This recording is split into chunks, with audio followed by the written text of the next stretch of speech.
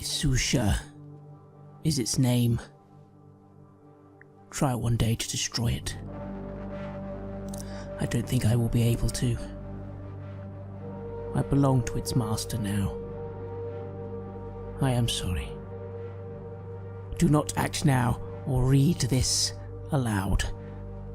I did this to save you. We can't stop this all alone. If you have to kill me one day, please do. I don't think I'll be the same. James Carver.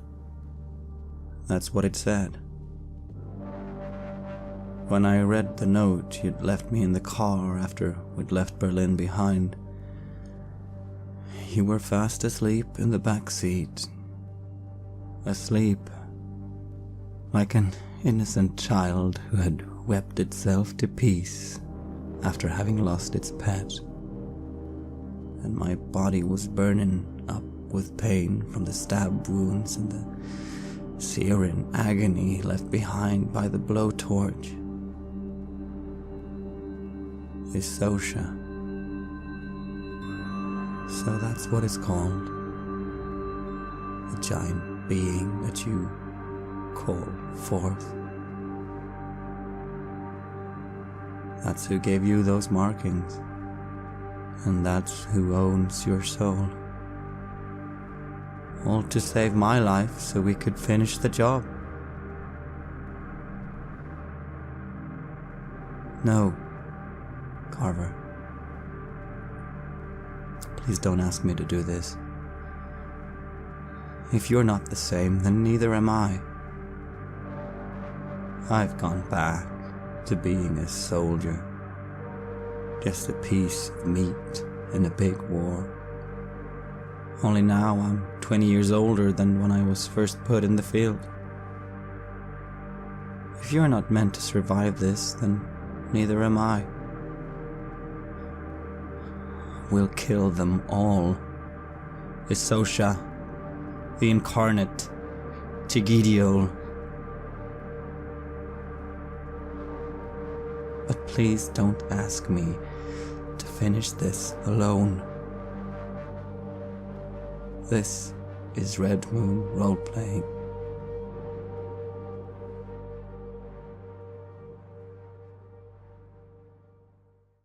An old man approaches you with his hands up. You recognize this man. It's the icon painter from the church.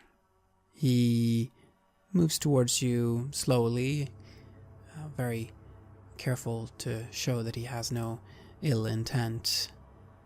He comes up to you and he speaks. He's waiting for you in there, and you will find my image there as well. It's done now. You'll know who has been chosen. We don't understand. What do you mean? He takes you by the hand, Carver. Most of the children are still in Kalenko's house. I could only save a few then, back in 1941. You must help the rest escape when the time comes. I trust you with this. Touches your hand again. You're him.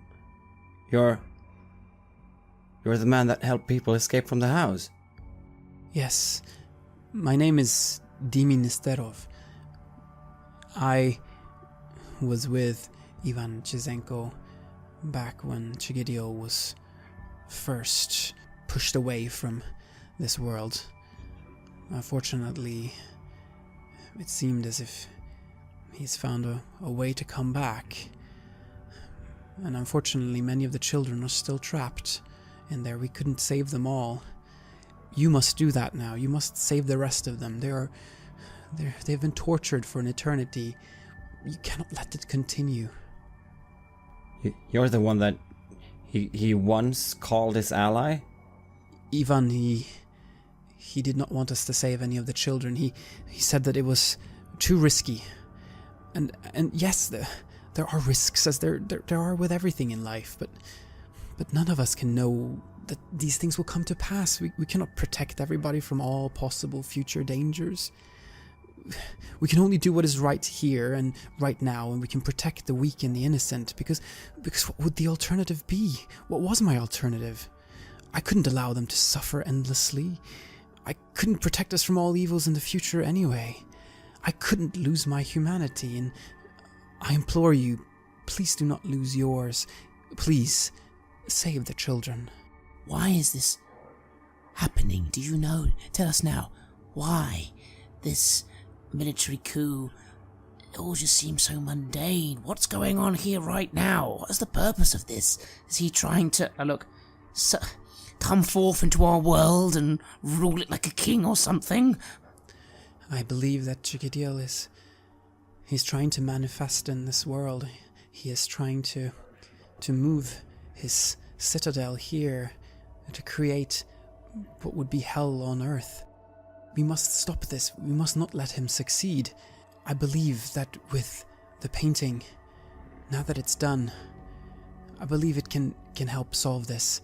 If you were in there delivering your painting, how did you get out here? Is there another way in? I delivered the painting long before. I left it for Ivan. I can't meet with him directly. He has never forgiven me for what I did. I don't dare meet with him. Then how do we get in? I mean, there are hundreds of soldiers out there. He looks at you and he looks at the growth in your neck. You are one of them. You can just walk in. Yeah, that may be what we'd have to do. I look over to the lieutenant. I'd advise you to stay here. These soldiers, we might be able to blend in, me and Carver. We will secure the perimeter here and ensure that you can exfiltrate when you have what you need. I nod. Good. Carver, are you ready? If we're wrong, we're going to walk out and probably get shot into pieces. We'll probably notice that pretty fast. And then that will be fast too. No. This is... Just follow my lead. And I try to blend in as I move out.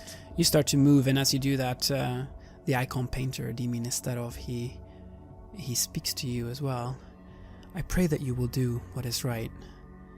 We will know who you truly are when you make that decision. And you move towards the cathedral, and you get close to the soldiers there. They don't care at all about you. Some of them look towards you, laughing maniacally and drooling, and stench from their festering wounds is horrible, but they don't pay you much mind, really. They let you pass. As I notice this, just sort of again start laughing quietly to Bjorn. It always happens like this, doesn't it?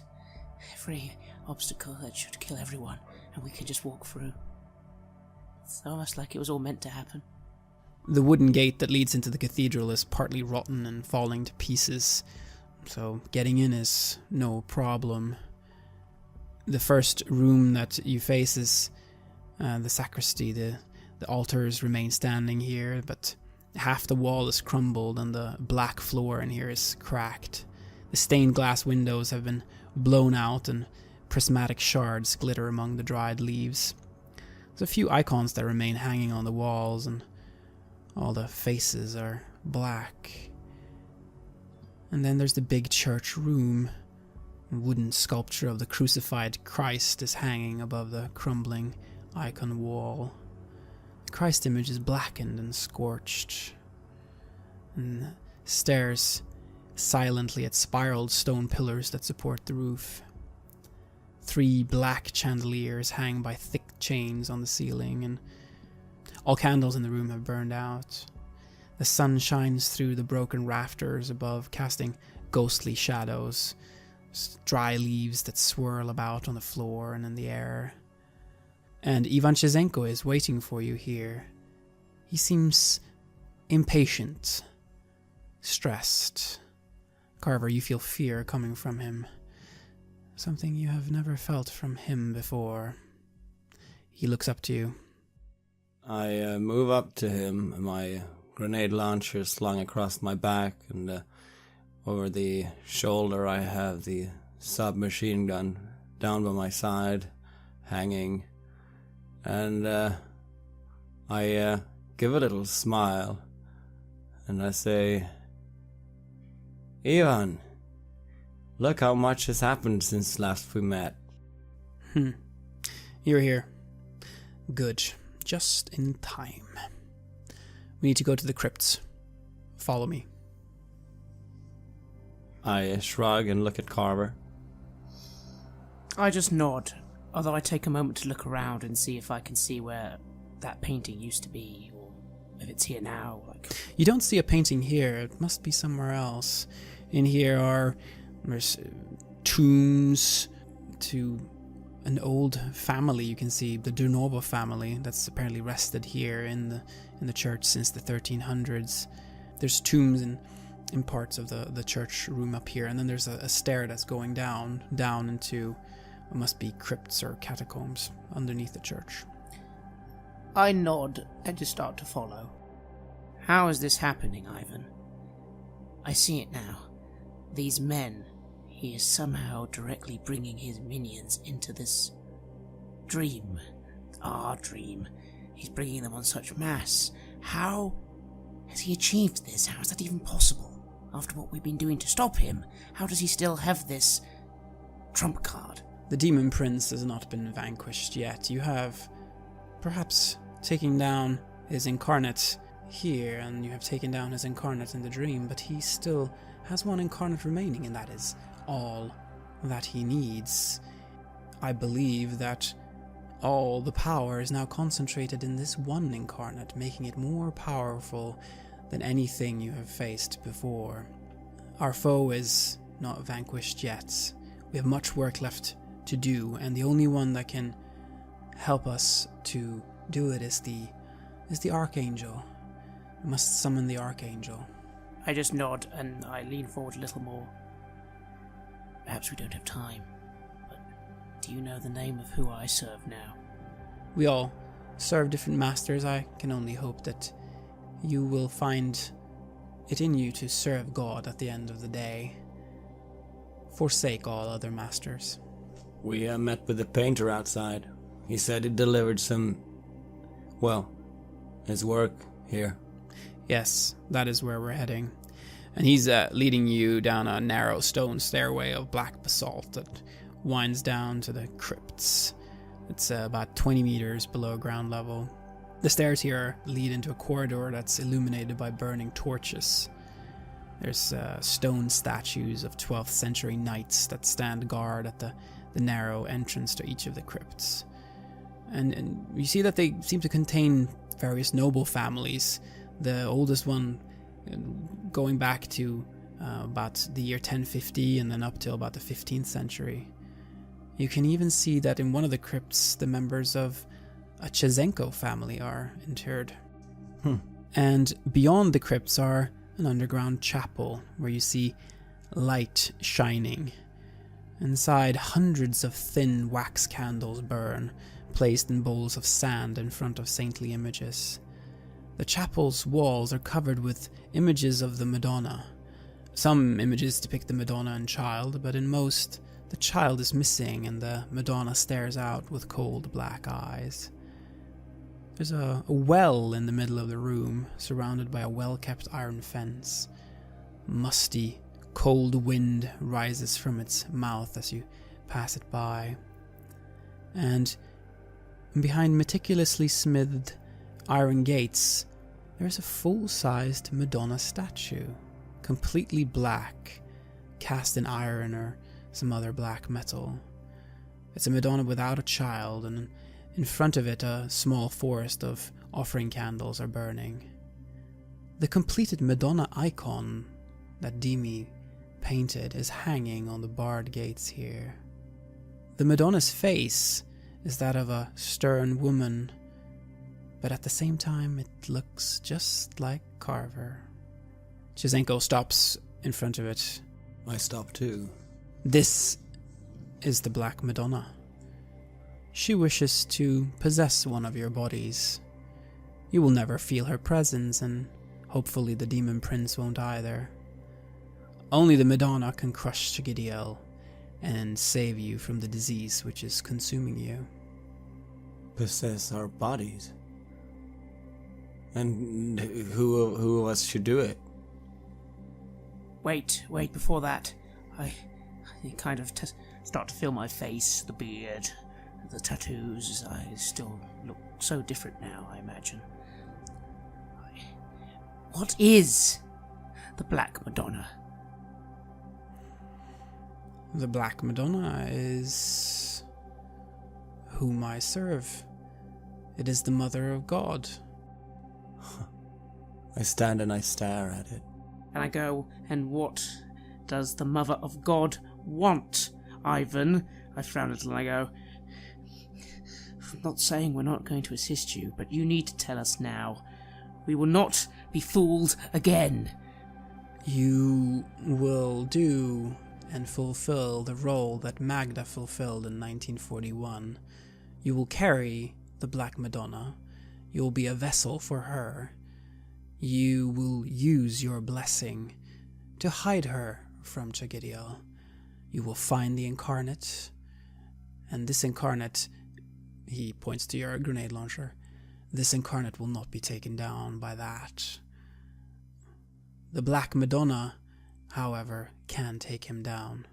You will bring the Black Madonna to the incarnate, and then the Madonna will take over. Stay nearby. Don't release any prisoners. If you free even one child, this nightmare will continue for all eternity. We must break the cycle now. So don't open any doors. Do you hear what I'm saying? Absolutely no doors must be opened.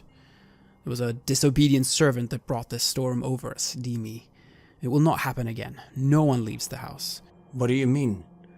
Do you mean that when he opened the doors, he released, well, the 3 boys? Yes, and the 3 boys carried the incarnates, and that is why we are still standing here discussing how to stop Chigidiel instead of this attempt at reaching our world that he did 50 years ago. Instead of that just simply having been a failure, we now have to stop it again because of that servant, because of Dimi's humanity, because of him trying to save the children or whatever reason he thought of. What happens to the children if we break the cycle? If you break the cycle, then you leave the children in there and they suffer for all eternity. But how many of them could there be? How many of them are there in this world who would suffer instead? Do the math. But I mean, that was the 3 boys. They were doomed to be his vessels from the start. Are you saying there'll be more children that have this would carry the same fate? Or I mean, the rest of them aren't like the boys, are they? It is possible. We don't know. We didn't know that he would hide in the 3 boys in 1941. He could do very much the same thing again. There's no way for us to be sure, except if we don't free any children. Then we know for sure he will not be able to break out, and we will have broken this cycle. I think back on the illusion I was in, and the seeing my child like that, imprisoned, stuck to the ground, and I looked down for a bit, unsure. Yes, you think of that, and you realize that what these children must be going through is that, and likely even worse. And they have been going through it for, well, if time passes anything like in our world, at least for 50 years, but it might have felt like even longer. Will you be able to leave them there? That's a question that you are perhaps beginning to ask yourself. And Dimi has told you one thing to do, and Chizenko has now told you another thing to do. The only thing that's clear is that a choice is coming up, and what choice you make will say quite a bit about who you are. At this point, I just remark, who is chosen? I think I know who I would choose. I surely can't be chosen, Ivan. My body is no longer mine to give. And you start asking this question, and you feel yourself being pulled towards the barred gates. There's an urge to approach. But I try and resist this for a moment because I want an answer to that question. I look at Ivan. I don't know how this works. The Madonna will choose who she will choose, he says. How am I... Because for a moment I just start thinking of, obviously, what I've done. And I look at myself and I go, surely this vessel is no longer worthy. That is not for you to judge, Chizenko says. And you feel this urge becoming stronger and stronger. There's an immensely powerful being that is pulling at your mind and asking you gently to come closer to the barred gates. I look to Bjorn. I stand there looking down, thinking, thoughtful. I suppose... I don't think I'm strong enough to resist anymore if I wanted to. No. I feel too fragile. No. And Carver, you walk to the icon. You feel an urge to touch it. And as you come up, the statue moves. It reaches out a black hand and touches your forehead. You close your eyes and you feel yourself connected to something endlessly powerful. Yet somewhere you sense a frailty, a weakness. She cannot do this without you. Without you as her vessel, she cannot enter. Will you accept her? I suppose I internally offer that question to whatever this thing is. Is not this vessel no longer holy? Carver, as long as you're human, you are holy. I accept. And Björn, Chizenko starts leading you away. She has chosen, he says.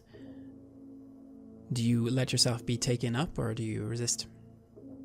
I jumped a little at his touch, so deep in my thoughts and about the choice that and I look over to see Carver. Yes, and you see how Carver seems to have fallen into a deep trance. He's sitting in the lotus position in front of the statue. His eyes are open and completely black. I hesitantly let myself be led. Yes, you look up to Chizenko as he's standing there next to you, grotesquely fat and the mouth filled with the small, sharp teeth. Flickering between that visage and that of the Russian Orthodox priest. And he leads you up to the ground level. I feel so small seeing him.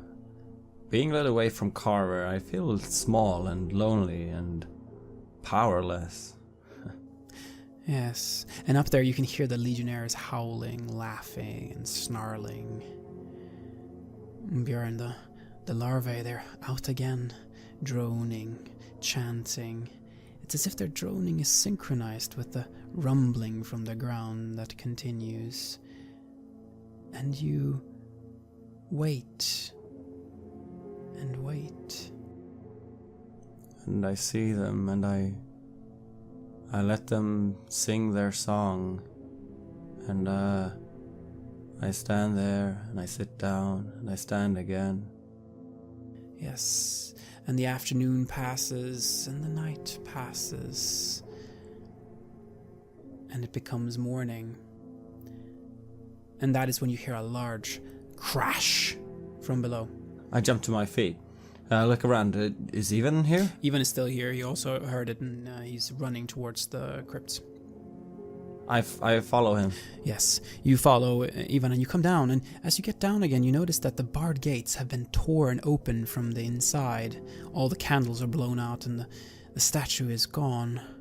Carver stands there completely unharmed, a surprised look on his face. For a brief moment, you see a woman's shape inside his body, but it vanishes.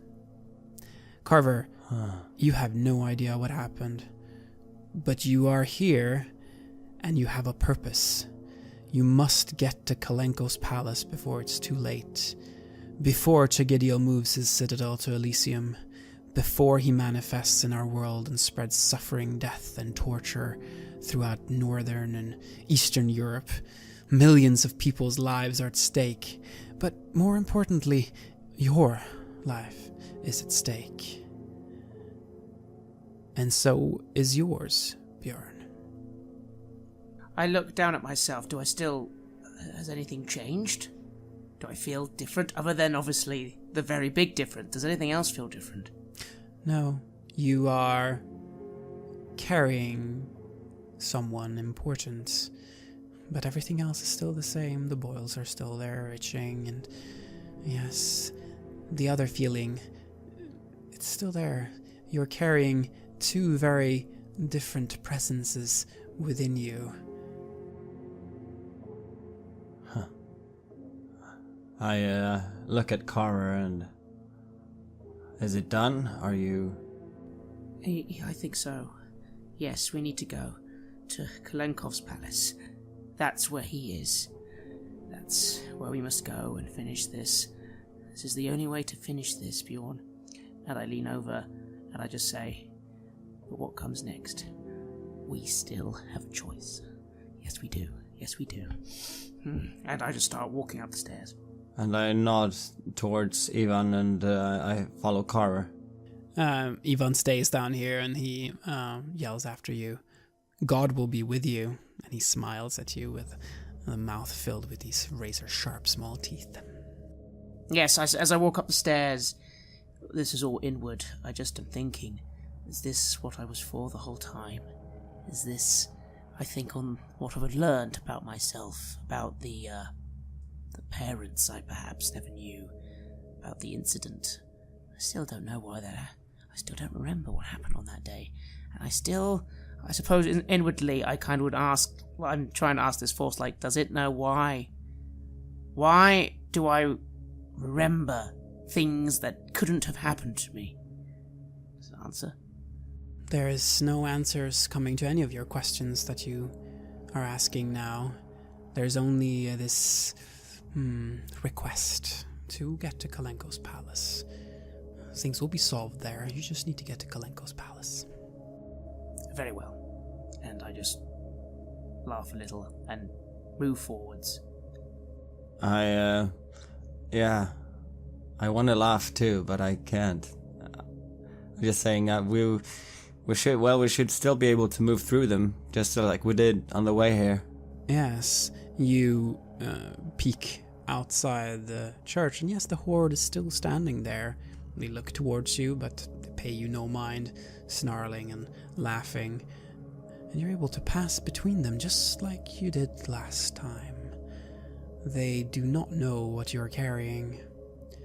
Topov and his men meet up with you. You see no sign of Dimi anywhere. Do you have what you need? Yes. Yeah, we're good. I turn back to Kara. Do you think we'll actually be able to reach it in this world this time? Or this dream, as you call it? Or do we need to sleep again? I believe this time we reach it in this world. That's the final place we've been to the past its shadow. Now we enter here. Alright, and I'm looking back at the lieutenant and said, we need to get to Bolshoi Prospect 38. It's what's called Kalenko's Palace. Somehow the source of all this is located there, and that's where we'll be able to end it. Understood. Yes, the sewer system should be able to lead us there. I have the map here, and if we don't run into the same problems we did at the missile base, this should take us exactly to where you are saying we need to go. So, let's get going. Excellent. And you return to the stinking sewers, again wading through knee-deep filth. But I suppose it doesn't bother you now either. You exit close to Bolshoi Prospect, and you come out into the city of Leningrad. The air battle is still ongoing, and you can hear artillery fire landing a few blocks away. A MiG-29 crashes into a nearby building with a large bang that makes your ears ring, and you feel the rumbling from it. And the rumbling continues from below, the low-intensity rumbling. You look out over a city with completely normal sections of present-day Leningrad that gradually shifts into a burning, crushed landscape drenched in smoke and ice. Everywhere you look are glimpses to the other world that are revealing the three-dimensional labyrinth of blood and pain that you encountered when you met the Dream Incarnate. Bombs from 1941 explode simultaneously as people in the current Leningrad are fleeing from the artillery fire. Ghostly impressions of the other world are everywhere, wavering and not yet entirely materialized. People from 1941 are freezing and starving to death only 100 meters from where a group of people from Leningrad of 1991 are hiding. Screams of tormented souls from both timelines mesh and become a symphony of pain. The ground then starts to slowly crack under your feet. I step to the side. And you see, some ways away from you, out there close to the water, how a structure of steel and stone and blood starts emerging from beneath the streets. Chasms open up that must be tens of kilometers deep. And before you, Chigidiel's citadel is slowly climbing up the chasm walls here, accompanied by plumes of suffocating smoke. Piece by piece, present, past, and the other world, Inferno, are merging into one. And complete chaos ensues as Leningrad's present-day inhabitants witness those of 1941 Leningrad, and then the creatures from the other world, from Inferno, some looking like purgatides, others like Isosha, and yet others indescribably horrific. The creatures are beginning to hunt the people from both timelines, and a brutal slaughter commences. Men, women, and children are ripped apart and used as playthings by these beings all around you.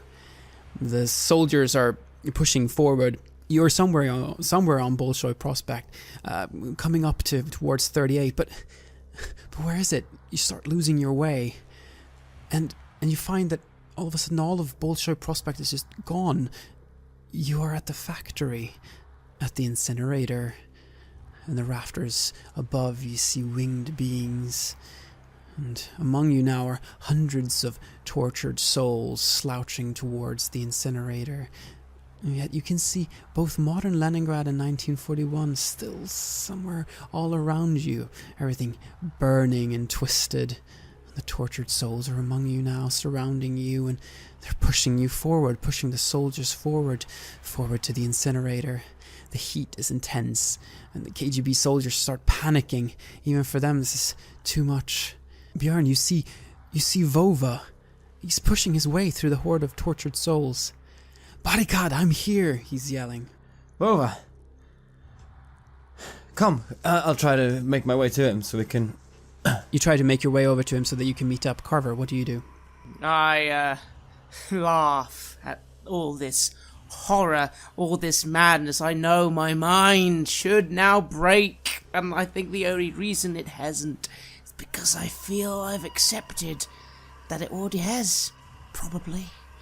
Or maybe not. Maybe I'm still holding on to a cliff, one finger still keeping me steady, and I try to focus my enhanced awareness to just see through all this foolishness and nightmare and just focus on the destination we need to get to. Can I do that? Yes, you can do that.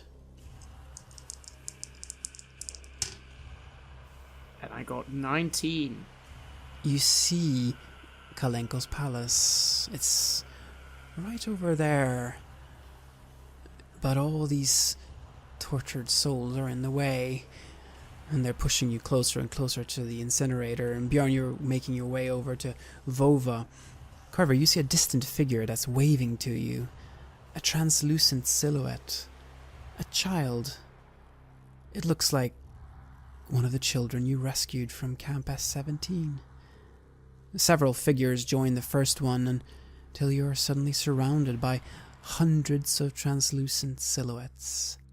They hold you back, preventing the mass heading for the incinerator from dragging you with them. Yes, I try and move now. This protective the children. I usher them. I try to quickly keep up with Bjorn. It's like, Bjorn, don't wander too far.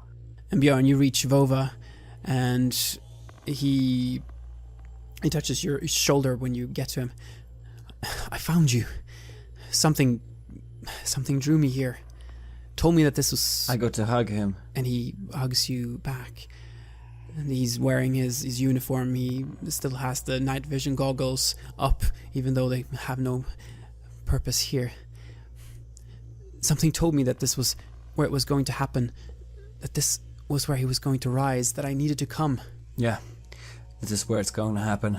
We're carrying something with us that will probably help us in the last battle, but I don't think conventional weapons will work. We'll have to try and protect Carver as much as we can, alright?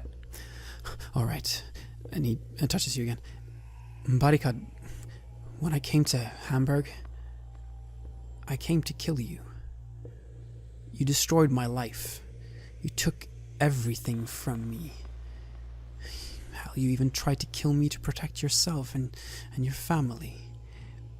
I should kill you when this is over, shouldn't I? I'm holding back sudden swell of tears coming up through my eyes. And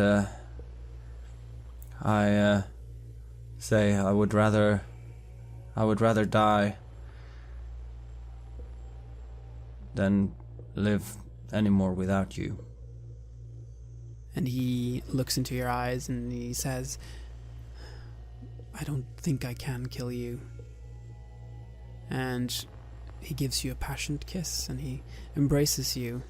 And Leningrad of 1991 and 1941 and Inferno just shimmers all around you.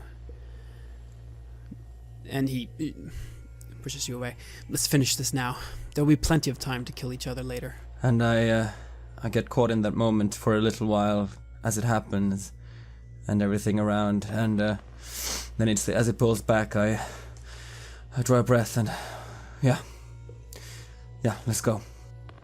And the translucent children, they form a semicircle in front of you and start moving forward. Carver, they're moving towards where you saw Kalenko's palace. They're leading you closer and closer, and as they do that, the more present Leningrad fades, and 1941 and Inferno take over. And as they form the semicircle around us, I'm taking one side of Carver and letting Vova go on the other side as a sort of a protective guard. Yes. And the children lead you all the way to the house. The cold becomes increasingly bitter and you find yourselves in Leningrad on New Year's Eve, 1941. You recognize the house's exterior from the dream. The same distinctive facade. This was facing Bolshoi Prospect. All the windows are covered by heavy grey curtains. It's impossible to see inside. Carver, you see something happening. The door is thrown open and a young girl and a boy storm out the door, running towards you. You recognize them. Carver, this is your mother. Your real mother. She's here, or was here.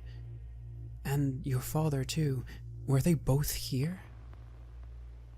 You recognize her clothes and gloves. They're the ones that you've been wearing in your flashbacks. You have seen her experiences. A gift, you suppose, from her to you. The only thing you have left of her. There's yelling coming from the house, and servants from the house wielding rifles start rushing after her and the boy. They look like they've been fished right out of the underworld of Leningrad. Ruthless murderers and black market trade sharks. Robust men between 20 and 30 years old, dressed in dark, old-fashioned pants and shirts stained with blood and body fluids. They look like they've gone completely over the edge. A stay in the house has likely done that to them. She and your father is between you and the house and the servants. What do you do?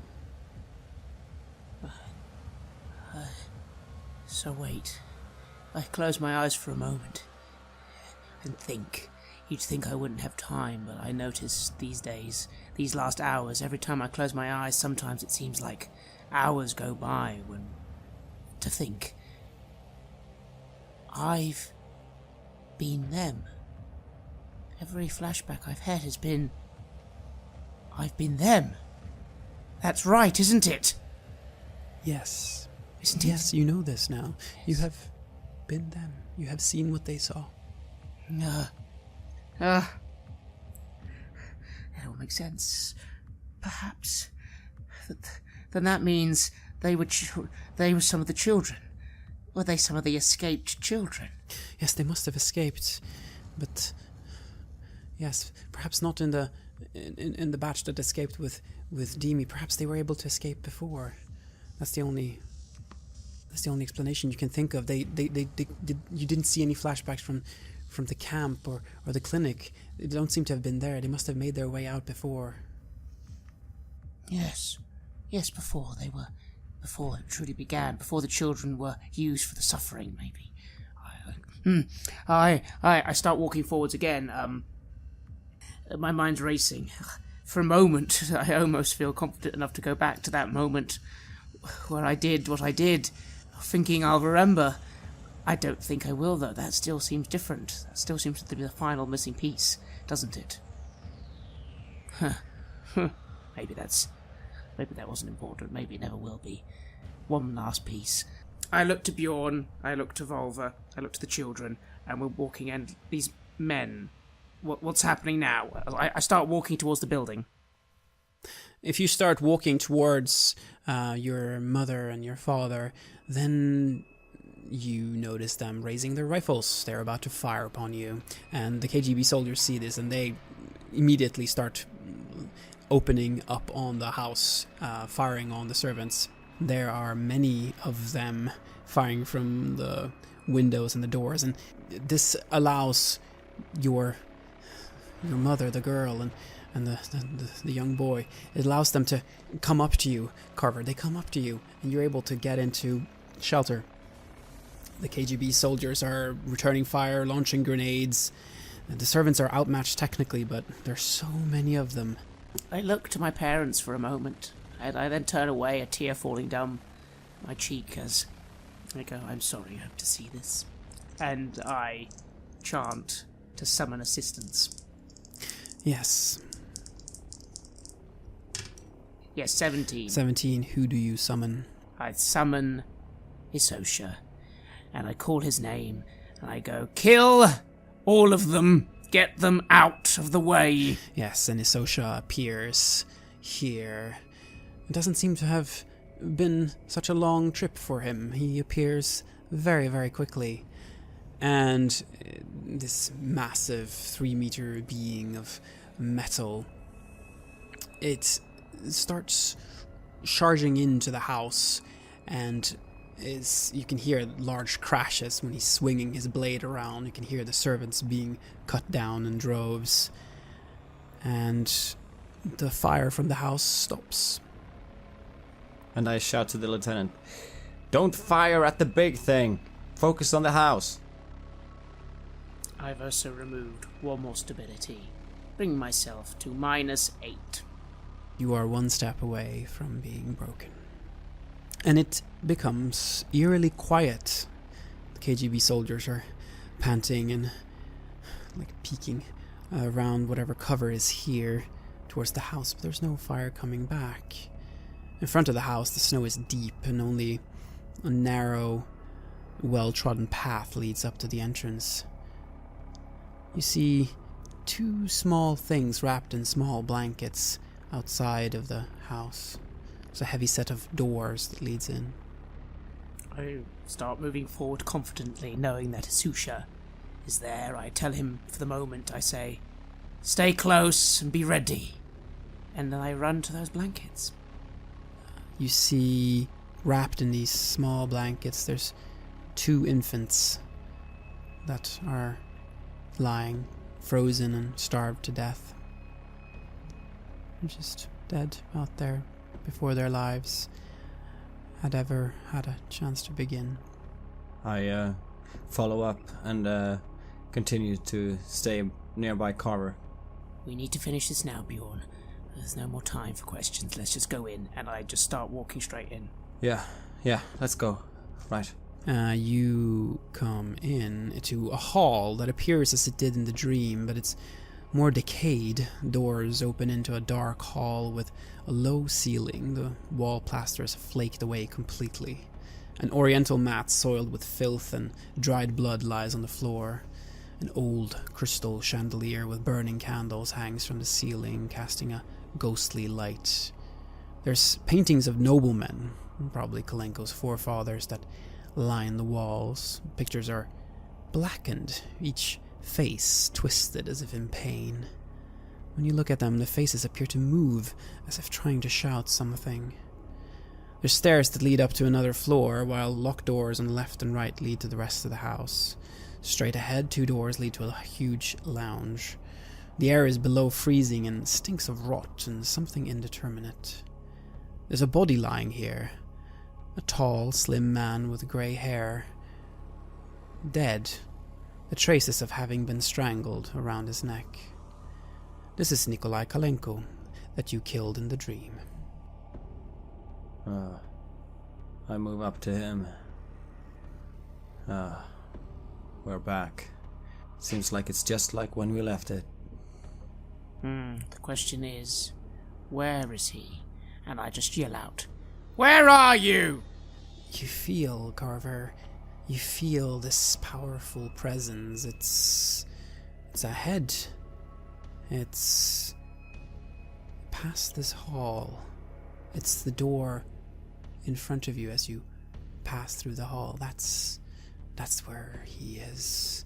And you feel another presence that you have felt before.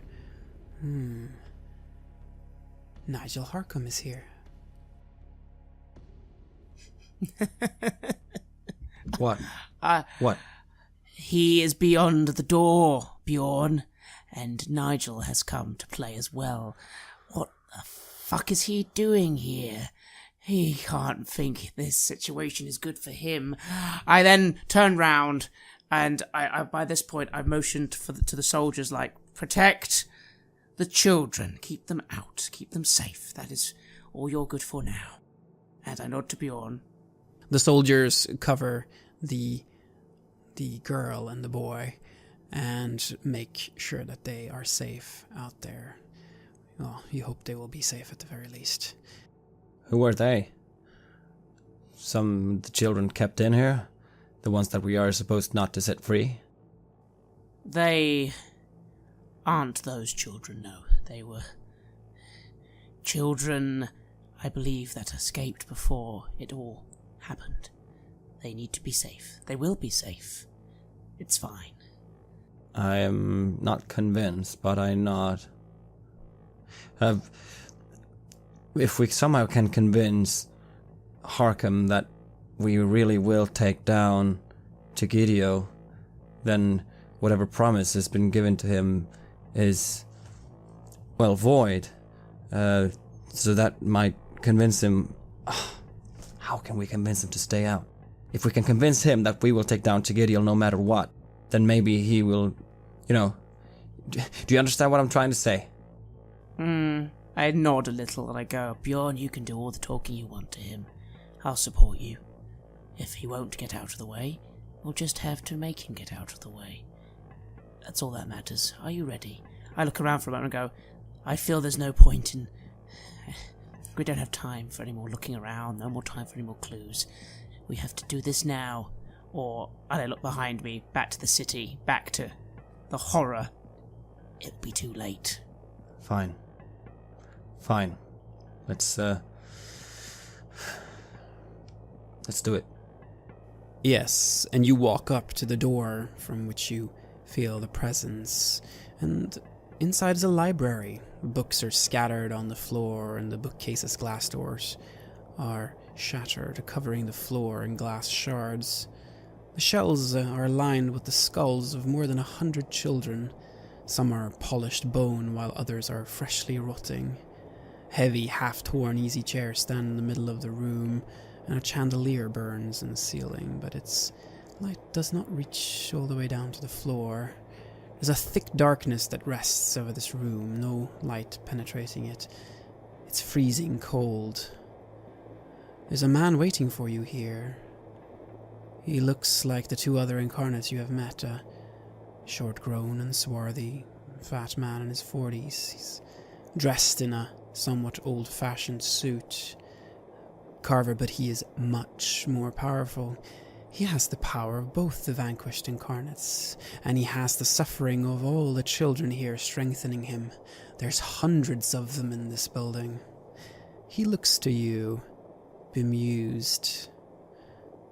And to think I didn't even have to find you. You chose to come right here, all by yourselves. You belong to Chigidiel, you belong to me, and eternity begins today. And Harkham appears by him, smiling a sadistic smile. Why not just give up? You couldn't even take one of us on. I just say, perhaps. Who are you, then? Reveal the final piece of the puzzle. Who have you been hiding here all the time while your little general and your presidentials and your essays and all these other fools have been playing around? Who are you? I am Ivan Pagodin. I was the one who came to Nikolai Kalenko and offered him the opportunity to save himself.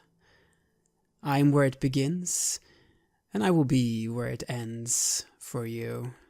How is that possible? You were the one that helped them. You were this stranger that came in the night, were you? Yes. Carver, you feel an intense pain. You have to get down on your knees. Carver? You feel how something is leaving you. The Black Madonna steps out from your body. At first she resembles the statue from below the cathedral. Then her body grows and grows and grows, crushing the ceiling above. Harkham is staring at her, dumbfounded. The incarnate is looking at it with his head on his side. She appears to be hundreds of meters tall, surrounded by an intense light, making it painful to look at her. I stumble a bit and then I scream over it. You'll find, Harkham, that you will be on a losing side in this. Harkham stares with shock in his eyes and he takes a step back, disappearing. At the same time, Pagodin roars in anger and terror, the final incarnate, causing the entire house to be thrown in chaos. Every door and window is obliterated by a soundless explosion. And there's glass and crystal that's exploding into this cloud of deadly splinters all around you. Roll to avoid harm.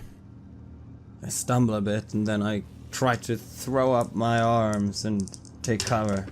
I roll 8 plus 9 plus 2 equals 19. Yes, I roll 16. Yes, and you're both able to get away from these deadly splinters that are raining down and flying all through the air. And when you look back up again, you see the Black Madonna and Chigidiel's incarnate, similarly massive. They're fighting a spectacular battle outside of the house, like two titans grappling, scratching, clawing, and choking at each other. The air itself trembles as the two figures stagger back and forth around one another. What does the incarnate look like now when facing this giant Madonna statue being? There's metal and blood and flesh. It's very difficult to make out exactly what it is. But Carver, you feel that this is not actually what is happening. This is the only way your minds can make sense of it. The battle is happening somewhere else. The Black Madonna must be trying to tear down Chigidiel's citadel, and the Death Angel's incarnate is doing all in its power to stop it from succeeding. You see how the incarnate tears off the Black Madonna's arm and starts ramming it down her throat. The Black Madonna is fighting for her life, but she seems to be losing. And you hear a horde approaching, thousands of beings rushing from other parts of this inferno. Chigidiel has called all of his soldiers, and they're heading right here, right towards this house. Carver, we need to remove the source of his power. We need to free these children.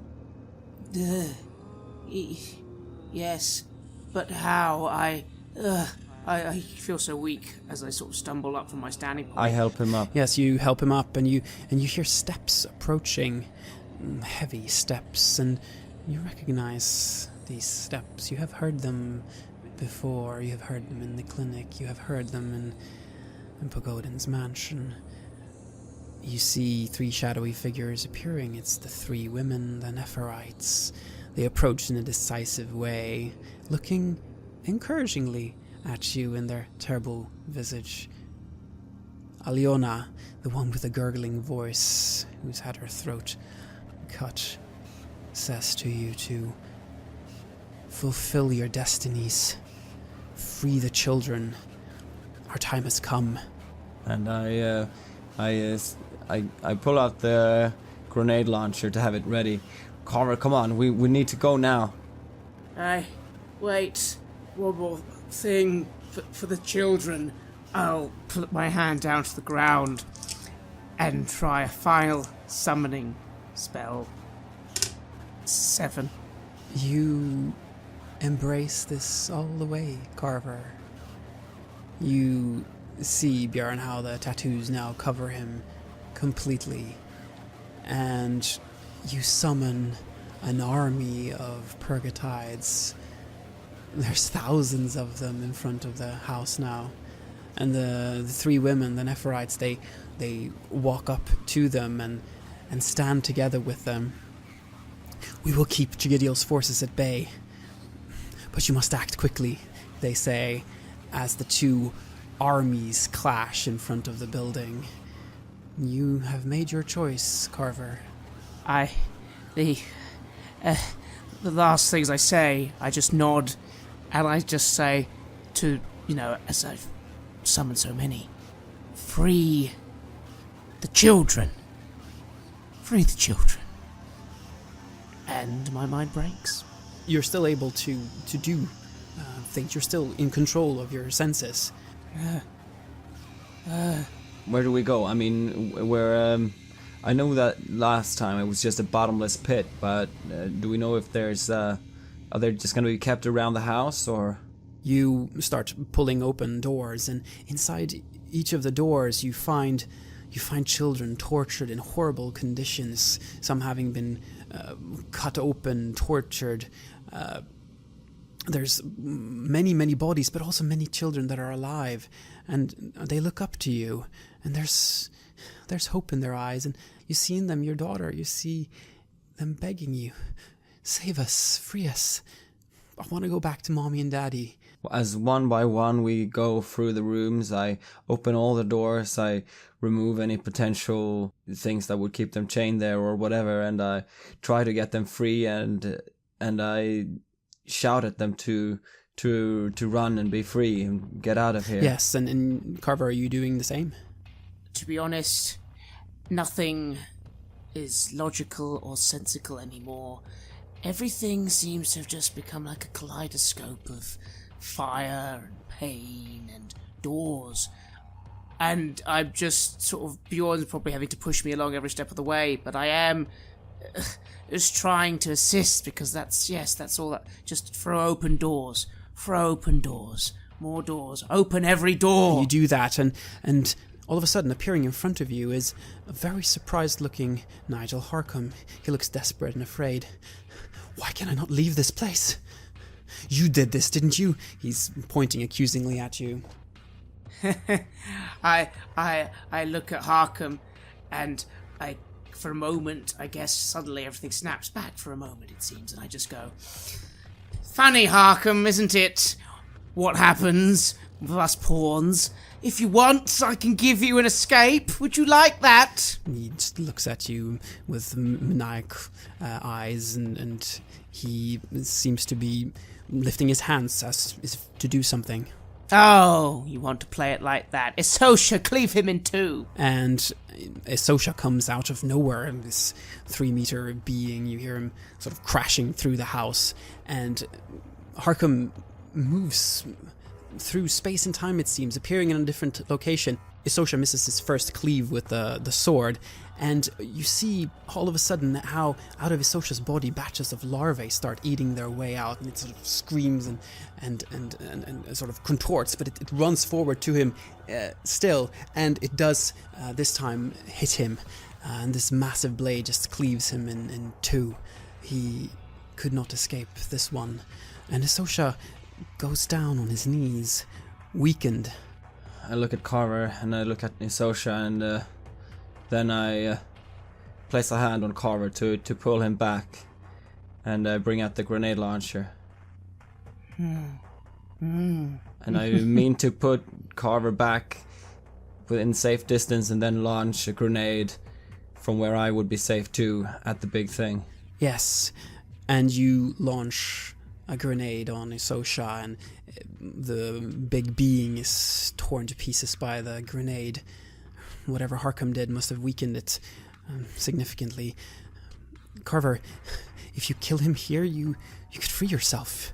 If it dies here, that would mean something. This is its home somehow. This would be a final death for Isosha. Yes, you would be free. It seems a futile gesture, but I'll raise the pistol and start shooting at Isosha. Yes, you shoot at the remnants of Isosha, and it is dead. It is dead. It is done. Isosha has been killed. The pact must be broken now. Yes, everything will be fine. Everything will be just fine. Yes, it's fine. Absolutely fine. Yes, Carver, you will be fine. No, but we gotta get the children out. Come on. I know. Yes, and you start freeing the last of the children and opening the doors, and you think you have got them all, and everything goes unnaturally quiet all of a sudden. The children, they start looking at each other and at you. Their faces light up with understanding, only to be replaced with inhuman anger. They turn away from you and stream out of the house as one, as a big flock. The creatures from Inferno hastily step aside, both your army and that of Chigadiel's. Their tiny bodies are warped and changed until they are no longer human, but rather some kind of energy. And beyond the gates, the battle halts and a roar of mad terror erupts. The entire world rumbles violently, shaking, throwing you to the ground. I fall to the ground and the air is knocked out of me. I feel fear somehow, because I'm not completely sure what we've actually done, and that reaction from the children was just, righteous as it might be, scary. It was actually scary.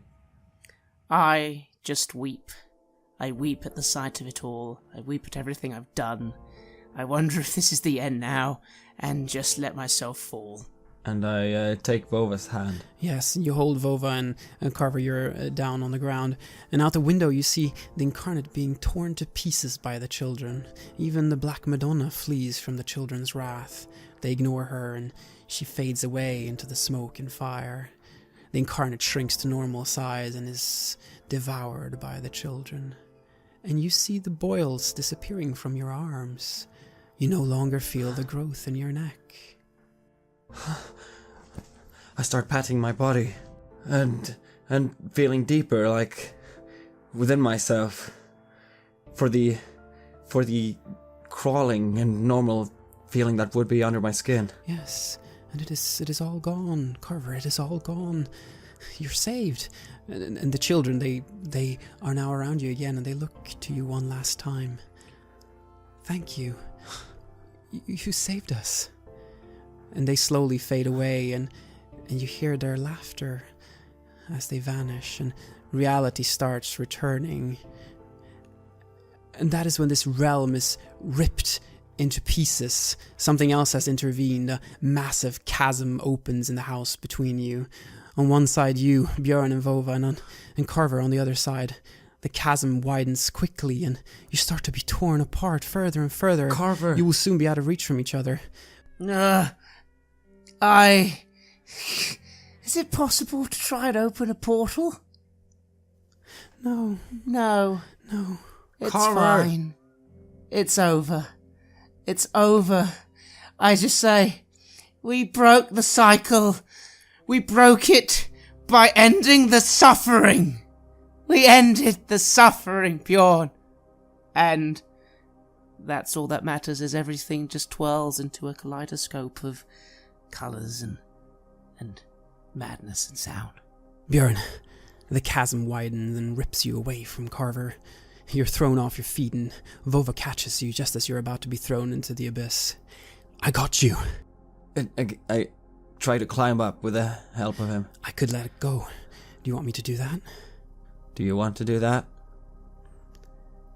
No, bodyguard. He pulls you up, and the chasm is no chasm, it is your balcony. Your balcony on Neuer Jungfernstieg in Hamburg, the burnt-out apartment. You look out, the two of you standing there on the balcony. You look out over a vast dead city, in a world where the sun has set a long time ago, never to rise again. From horizon to horizon, the shadowy sprawl extends outward in an endless maze of architectural wonders, serpentine streets and stately manors. Monumental buildings tower like marshals from times of yore, quiet and threatening beneath the heaven's dark firmament. Winds wail through jaded facades, swirling debris and clutter along desolate avenues and streets. Now and then the silence is broken by the painful screech of metal beams, followed by a thunderous roar as one of the imposing buildings collapse, its stone dust settling over everything like a funeral shroud. This was humanity's home when we were gods. Now this is your reality. Now this is your home. Your metropolis. You lose to stability. And Vova gives you a passionate kiss. I love you, bodyguard. And I love you. And I kiss him back and I hug him. And you look out over the dead city. And I say to myself, so we did, Carver. So we did. And the sun rises. It blinds you. Carver, you're standing on top of water, the endlessly deep ocean. Everything is bathed in the warm yellow color and heat shimmer. The black sun emits a mix of darkness and yellow light at the horizon. You're sitting down here. Jenkins is in your lap. He's purring. He looks at you as if to ask, was the sacrifice worth it? Do you think you did the right thing? Which sacrifice do you mean, Jenkins? The one of the children? We saved them. All of them, yes. It was worth it. In the end, despite all the games, all that mattered was their innocence. They deserve to be saved. Not people like me. Can you live with what will happen next? What will happen next, Jenkins? And then I sort of look at him quite closely, almost ignoring the where I am now and more focusing on him. And what did I do to you? Did I hurt you? You have only hurt yourself, Carver. You have sacrificed yourself.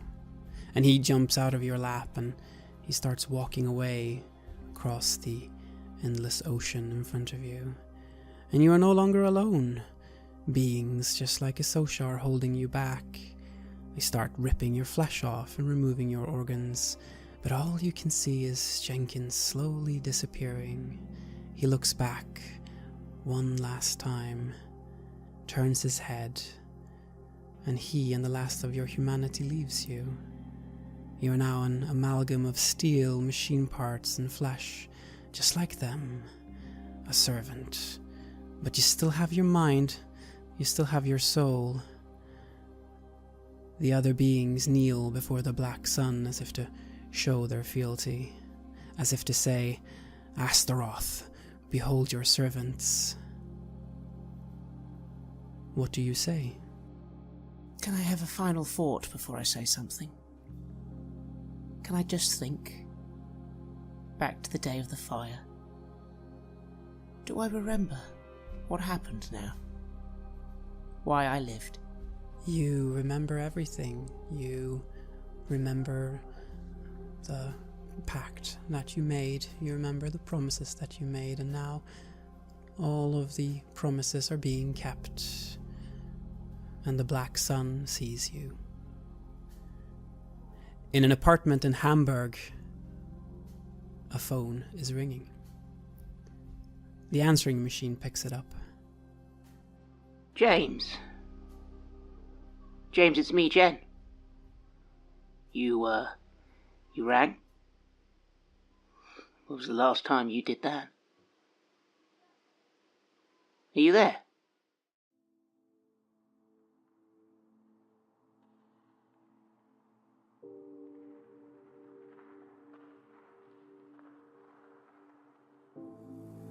You have listened to an episode of Red Moon Roleplaying as we finished the campaign The Black Madonna for the tabletop role-playing game KULT Divinity Lost. We hope you are just as emotional as us about letting it, James Carver and Björn von Krusenstjerna, or should I say, Captain Barakad Kutsiev, go. Next week we start a new adventure, The Curse of Strahd, for 5th editions of Dungeons & Dragons, and we're very excited to have you tune in for that one as well. This time, Craig will lead Matthias and me, Hjalmar, into the dark world of Ravenloft. We want to say a huge thank you to our growing base of supporters. You are truly amazing and inspire us so much to keep going with the show.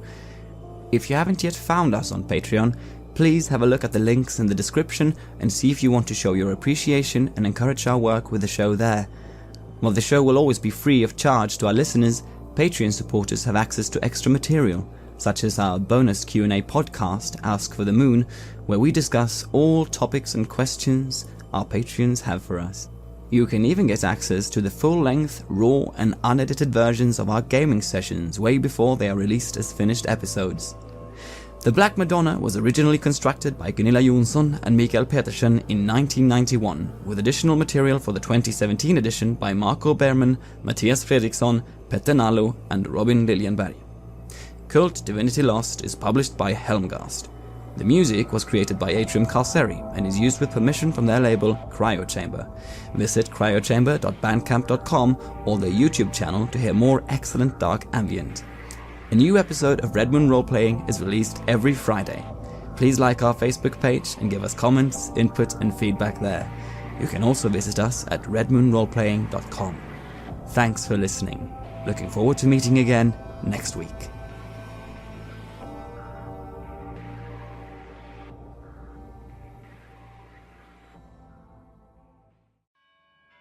It was a golden opportunity. An opportunity to welcome the newly born republics and states of the former Soviet Union into the international community, into the European family. To approach the fall of communism with compassion, instead of vindictive indifference dispelled all that. Chaos, shock therapy, hyperinflation and corruption on a massive scale reshaped the new Russian Federation. Now the chickens have come home to roost. 10 o'clock. The Victory Day parade is about to begin. The sky is grey.